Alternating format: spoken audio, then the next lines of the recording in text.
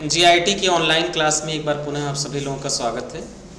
आज की क्लास में हम लोग को देखना है कि रिलेशनल ऑपरेटर क्या होते हैं। ठीक है, तो रिलेशनल ऑपरेटर को कंपैरिजन ऑपरेटर भी बोला जाता है, चाहे कंपैरिजन ऑपरेटर बोला जाए या फिर रिलेशनल ऑपरेटर बोला जाए, दोनों चीज़ें होती हैं सेम, दोनों में कोई डिफरेंस नहीं है। अब हम लोग को समझना है कि रिलेशनल ऑपरेटर क्या है। तो रिलेशनल ऑपरेटर हमेशा वैल्यूज की तुलना करने के लिए यूज किया जाता है और ये ऐसे ऑपरेटर हैं जो ऑलरेडी आप पढ़ चुके हैं जावा स्क्रिप्ट में। बस हमें देखना है कि पाइथन में हमें इसका यूज कैसे करते हैं। सेम सारे कंसेप्ट यूज होंगे रिलेशनल ऑपरेटर में। तो रिलेशनल ऑपरेटर में सबसे पहला ऑपरेटर है इक्वल टू का। इक्वल टू का मतलब ये होता है कि अगर दो वैल्यू आपस में बराबर होगी तो रिजल्ट क्या आएगा? ट्रू। अगर वैल्यू आपस में बराबर नहीं होगी तो रिजल्ट क्या आएगा? फॉल्स। दूसरा हमारा नॉट इक्वल टू। अगर दो वैल्यू आपस में बराबर नहीं हुई तो रिजल्ट क्या आएगा? ट्रू। अगर दो वैल्यू आपस में बराबर नहीं हुई तो रिजल्ट क्या आना है? ट्रू। अगर दोनों वैल्यू आपस में बराबर हो गई तो क्या आ जाएगा? फॉल्स। फिर उसके बाद ग्रेटर देन। अगर एक वेरिएबल दूसरे वेरिएबल से बड़ा है तो रिजल्ट आएगा आपका ट्रू और अगर छोटा है तो रिजल्ट आएगा फॉल्स। जैसे मान लो यहाँ लिखा है a is greater than b। Assume करिए हमारा एक वेरिएबल है a जिसकी वैल्यू कितनी है? 10 और दूसरा वेरिएबल है b और b की वैल्यू हमारी 5। ठीक है, अब यहाँ पे आपका पूछा जा रहा है a is greater than b। क्या a बड़ा है b से? क्या a बड़ा है b से? तो रियल बात सही है, तो यहाँ पे क्या होगा? ट्रू। और अगर ये बात ऐसी नहीं है तो क्या होगा? फॉल्स। यानी पहले केस में रिजल्ट क्या आएगा? ट्रू। दूसरे में पूछा जा रहा है a is less than b, तो क्या रिजल्ट आएगा? फॉल्स। यहाँ ग्रेटर देन और इक्वल टू, अगर कोई वैल्यू किसी से बड़ी हो या किसी के बराबर हो तो दोनों कंडीशन रिजल्ट क्या आएगा? ट्रू। अदरवाइज रिजल्ट क्या आएगा? फॉल्स। ठीक है, और स्क्रॉल करके नीचे आइए और नीचे है आपका लेस देन और इक्वल टू। लेस देन और इक्वल टू। ठीक है, तो यहाँ पे क्या आएगा? अगर कोई वैल्यू किसी से लेस देन है या छोटी है या बराबर है तो रिजल्ट क्या आ जाएगा हमारा? ट्रू या फिर फॉल्स। ठीक है, तो ये हो गया हमारा रिलेशनल ऑपरेटर। इनका यूज कैसे करना है, एक एक ऑपरेटर पर एक एक प्रोग्राम आपको दिए गए। तो सबसे पहले आपको समझना है इक्वल टू ऑपरेटर का यूज कैसे करता है। इक्वल टू ऑपरेटर क्या है? यह ऑपरेटर चेक करता है कि दोनों वैल्यू समान है या नहीं, दोनों वैल्यू आपस में बराबर है या नहीं। अगर दो वेरिएबल की वैल्यू आपस में बराबर हुआ तो रिजल्ट क्या आएगा? ट्रू। इसका रिजल्ट हमेशा किस में आना है? ट्रू या फॉल्स में। इसका रिजल्ट हमेशा किस में आना है? ट्रू या फॉल्स में। इन चीज़ों को समझने के लिए हमें इफ़ को समझना जरूरी है। इफ़ स्टेटमेंट हमने आपको पढ़ाया था, कहाँ पढ़ाया था? जावा स्क्रिप्ट में। तो उसको एक बार थोड़ा सा समझना आपको जरूरी है। अगर इफ़ स्टेटमेंट आपको समझ में आ रहा है तो हमें रिलेशनल ऑपरेटर पढ़ने से पहले थोड़ा सा देखना है कंडीशनल स्टेटमेंट क्या है। देखिए, जितने भी प्रोग्रामिंग लैंग्वेज हैं, चाहे C है, चाहे C++ है, पाइथन है, जितने भी लैंग्वेज हैं सब सीक्वेंशनल चलते हैं। सीक्वेंशनल का मतलब पहले लाइन का कोड एग्जीक्यूट होगा, फिर सेकंड लाइन का कोड एग्जीक्यूट होगा, फिर तीसरे लाइन का कोड एग्जीक्यूट होगा, फिर चौथे लाइन का कोड एग्जीक्यूट होगा। ऐसे लाइन बाय लाइन एग्जीक्यूशन होते हैं। ये इनका बाय डिफ़ॉल्ट नेचर है। इन प्रोग्रामिंग लैंग्वेज का बाय डिफ़ॉल्ट नेचर है कि लाइन बाय लाइन एग्जीक्यूट होंगे। First line, second line, third line, fourth line, जितने भी लाइन होंगे प्रोग्राम में सब लाइन बाय लाइन एग्जीक्यूट होंगे। लेकिन कई बार हमको ज़रूरत पड़ती है कि हम लाइन बाय लाइन ना करके किसी कंडीशन के आधार पर प्रोग्राम चलाएं। फॉर एग्जाम्पल, हमने अगर बोला कि रेगुलर पढ़ने आते हो तो क्लास में आओ, अदरवाइज घर जाओ, तो हमने एक कंडीशन लगा दिया ना। हमने एक कंडीशन दिया, फीस जमा है तो इन, अदरवाइज आउट। तो वहाँ सीक्वेंस पे हम नहीं चल रहे हैं, वहाँ पे हम किस पे चल रहे हैं? एक कंडीशन के आधार पर। तो अगर कंडीशन के आधार पर हमें डिसीजन मेकिंग का काम करना हो तो वहाँ पर हम यूज करते हैं किसका, कंडीशनल स्टेटमेंट पर, जहाँ किसी कंडीशन के आधार पर हमें डिसीजन मेकिंग करना हो। और इसका रियल लाइफ में बहुत ज़्यादा यूज है। वी-मार्ट ने ऑफर निकाला क्या कि अगर आप 2000 से ऊपर का परचेज कर रहे हैं तो आपको आपको एक 2000 का बैग हम 200 रुपये में देंगे। तो वहाँ कंडीशन क्या हो गई कि परचेज का जो अमाउंट है इज ग्रेटर देन कितना, 2000। समझा रहा ना। ऐसे बहुत सारे ऑफर्स आपको रियल लाइफ में देखने को मिलते हैं।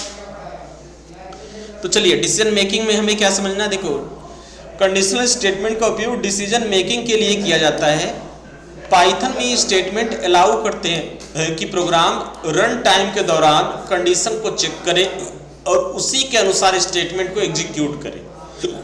पाइथन में कॉमनली उपयोग किए जाने वाला कंडीशनल स्टेटमेंट निम्नलिखित।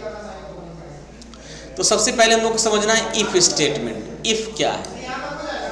तो पाइथन में इफ कंट्रोल स्टेटमेंट एक ऐसा डिसीजन मेकिंग स्टेटमेंट है जो कंडीशन को इवेलुएट करता है, चेक करता है, और उसी के आधार पर कुछ स्टेटमेंट को क्या करता है, एग्जीक्यूट होता है। और उसका उपयोग प्रोग्राम के फ्लो को कंट्रोल करने के लिए भी किया जाता है। कंडीशन मैच कर गया तो एक पार्ट चलेगा, कंडीशन मैच नहीं किया तो सेकंड पार्ट चलेगा। सिंटैक्स का बहुत इजी है। सबसे पहले आपको लिखना है इफ, ठीक, और यहाँ पे आपने लिख दिया कंडीशन, और कंडीशन लिखने के बाद जो भी आपको स्टेटमेंट लिखना है वो आपको स्टेटमेंट। अब इसके कम से कम 10 प्रोग्राम हमने नोट्स में दिए हैं। आप पहले एक छोटा सा प्रोग्राम देखिए। आपको ये चेक करना है कि कोई संख्या इवन है या ऑड। सिंपल सा प्रोग्राम है। आपको ये चेक करना है कि कोई संख्या इवन है या ऑड।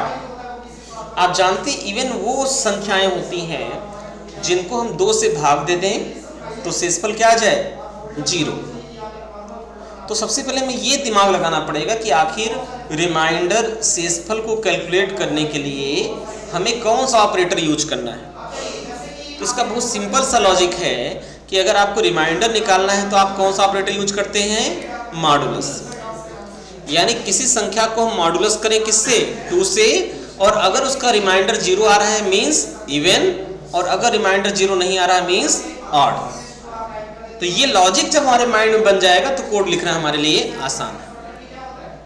ठीक है, समझ में आ रहा ना। प्रोग्रामिंग रटी रटाई टेक्निक नहीं है।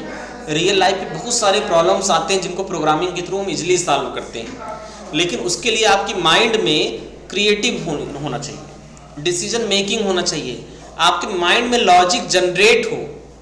उसके लिए आपको एनालाइज करना पड़ेगा, चीज़ों को एज्यूम करना पड़ेगा, सोचना पड़ेगा, तब जाके आप कोड को सही तरीके से राइट कर पाएंगे। तो चलिए एक छोटा सा प्रोग्राम हम बनाते हैं जहां हम एक नंबर को यूजर से इनपुट लेते हैं और हम ये चेक करते हैं क्या यह नंबर इवन है या यह नंबर ऑड। सिर्फ इतना समझना है कि नंबर इनपुट होगा, हमें चेक करना है कि नंबर इवन है या नंबर हमारा ऑड, बस इतना। ठीक है, समझ में आ रहा ना। तो हमारा जो प्रोग्राम है हम लोग को ये चेक करना है कि हमारा नंबर इवन है या हमारा नंबर ऑड है। समझ में आ गया ना। लेकिन वो कैसा होगा, वो यूजर से इनपुट लिया गया होगा। हम प्रोग्राम को पहले यूजर से इनपुट लेंगे देन। तो चलिए आते हैं अपने VS कोड पर और इस चीज़ को इम्प्लीमेंट करते हैं। यहाँ पर हम इफ़ को भी अच्छे से समझ जाएंगे। तो सबसे पहले आपको लिखना है program to check a number is even और ऑड। आपको ये चेक करना है कि ये नंबर आपका इवन है या ये नंबर ऑड। पुराने जो आउटपुट थे उसको थोड़ा सा हम क्लियर कर दे रहे हैं यहाँ से। तो हमने कंट्रोल के साथ L बटन दबाया तो सब आउटपुट हमारा क्या हो गया, क्लियर। ठीक, कंट्रोल L से हमारा आउटपुट जो है क्लियर सब। अभी कोई भी आउटपुट नहीं है, कुछ भी नहीं हमारे पास। थोड़ा सा हम जूम करते हैं जिससे आपको दिखाई दे। तो ये हो गया हमारा जूम, दिख रहा ना। तो ऊपर के सेक्शन में हम कोड लिखेंगे और नीचे के सेक्शन में हमारा आउटपुट आएगा। चलिए, तो सबसे पहले हमने एक वेरिएबल बनाया num, ठीक, और हमें यहाँ यूजर से इनपुट लेना है और लेने के बाद उस वैल्यू को कन्वर्ट किससे करना है, इंटीजर में। ठीक है, तो आप जानते हैं इंटीजर में कन्वर्ट करना है तो int फंक्शन को कॉल करते हैं। लेकिन यूजर से इनपुट भी लेना है, इसलिए हम सबसे पहले लिखेंगे int और INT के भीतर हम पास करा देंगे किसको, इनपुट को। और इनपुट को पास कराने के बाद इनपुट के भीतर हमें जो मैसेज प्रिंट कराना है यूजर से, उस मैसेज को हम लिखेंगे। ठीक है, रानी डोंट स्लीप। ठीक है, तो हमें क्या करना है, हमें सबसे पहले यूजर से मैसेज एक प्रिंट कराना है। हमने यहाँ पर लिखा inter any number, inter any number. हम चाहते हैं नंबर थोड़ा सा हमारा एक नई लाइन पर आ जाए। ठीक, जो नंबर इनपुट करें वो न्यू लाइन पर आ जाए। तो बेटर क्या रहेगा, हम यहाँ पे /n लगा दें, तो हमारा जो आउटपुट आएगा, जो हमें टाइप करने का मैसेज आएगा, वो कहाँ पर आएगा, न्यू लाइन पर आएगा। अब हमें इसे चेक करना है, तो सिंपल सा चीज़ है, हम लगाएंगे इफ़ लगाने के बाद हम ब्रैकेट लगा दिए।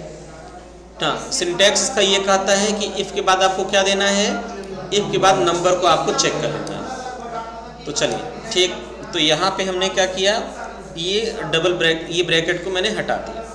हमने लिखा सिंपल, स्पेस दिया इफ़ के बाद, स्पेस के बाद हमने लिखा यहाँ पर नंबर कहाँ पे आ गया, नम में मॉडुलस 2। और अगर यह 0 है तो हम क्या करेंगे, इक्वल टू ऑपरेटर का यूज करेंगे। ये चेक करेगा क्या ये वैल्यू बराबर है या नहीं। तो हमने कर दिया यहाँ पर 0। और अगर ऐसा है तो देन हमें क्या करना है, हमें मैसेज एक प्रिंट करा देना है। तो हम नई लाइन पर आ गए और हमने लिख दिया प्रिंट, ये हमने लिख दिया प्रिंट। और प्रिंट लिखने के बाद हमने लिख दिया number is even, number is even. ठीक, लेकिन इसका एक सेकेंड पार्ट भी तो हो सकता है। हमें ये भी तो देखना होता है कि नंबर हमारा ऑड तो नहीं है। तो इसके लिए हम क्या लगाएंगे, यहाँ पर हम लगाएंगे एल्स। और हमेशा देखिए, चाहे इफ़ हो चाहे एल्स, आपको एक कॉलन लगाना पड़ता है कंडीशन के बाद। तो यहाँ पर हो गया हमारा कॉलन, ठीक है। और यहाँ पर भी हमें देना पड़ेगा एक कॉलन।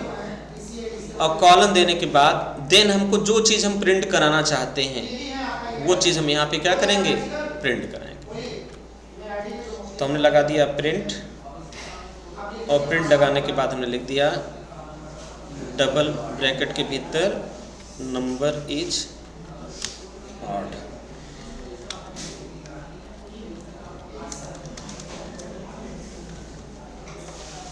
एक हो गया नंबर इज इवन और दूसरा हो गया नंबर इज ऑड। हमने कर दिया इन दोनों को सेव।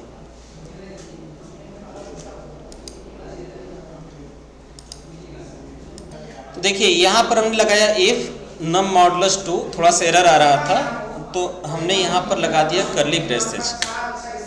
अगर ये हमारा कंडीशन ठीक होगा तो हम यहाँ लगा देंगे प्रिंट, और प्रिंट लगाने के बाद जो भी मैसेज हम प्रिंट कराना चाहें वो मैसेज हम यहाँ पे देंगे। तो हो जाएगा नंबर इज इवन, ठीक। और अगर ऐसा नहीं है देन हमें लगाना है एल्स, और एल्स लगाने के बाद फिर वही सेम कर्ली ब्रेसेस, और यहाँ पे हम लिख देंगे प्रिंट। और प्रिंट लगाने के बाद हमें डबल कोट्स में दे देना है नंबर इज ऑड। लेकिन ध्यान रहे, इफ़ लगाइए या फिर एल्स लगाइए, यहाँ पे कॉलन आपको देने ही देने हैं, ये तब जाके कोड आपका ठीक होगा। यहाँ इफ़ की कंडीशन के बाद और एल्स की कंडीशन के बाद। अब आउटपुट को कंट्रोल एल से हम करते हैं क्लियर, कंट्रोल एस से इस कोड को करते हैं सेव, ठीक। कंट्रोल एस से हम इसको सेव करते हैं और इस कोड को रन कराते हैं। चलिए, इंटर इन नंबर, हमने नंबर इनपुट किया 6, number is even. Again run कराइए। इस बार जो आउटपुट पूछ रहा है हमने दिया 7, तो आ गया नंबर इज, यानी प्रोग्राम क्या है, ये प्रोग्राम हमारा काम कर रहा है। समझ में आ रहा ना। तो इफ एल्स को हम इसी तरीके से चेक करेंगे। हमें बस यही समझना था कि हमारा इफ एल्स का पार्ट कैसे काम करता है। ठीक है, तो हेडिंग डाल लीजिए कंट्रोल स्टेटमेंट। Control statements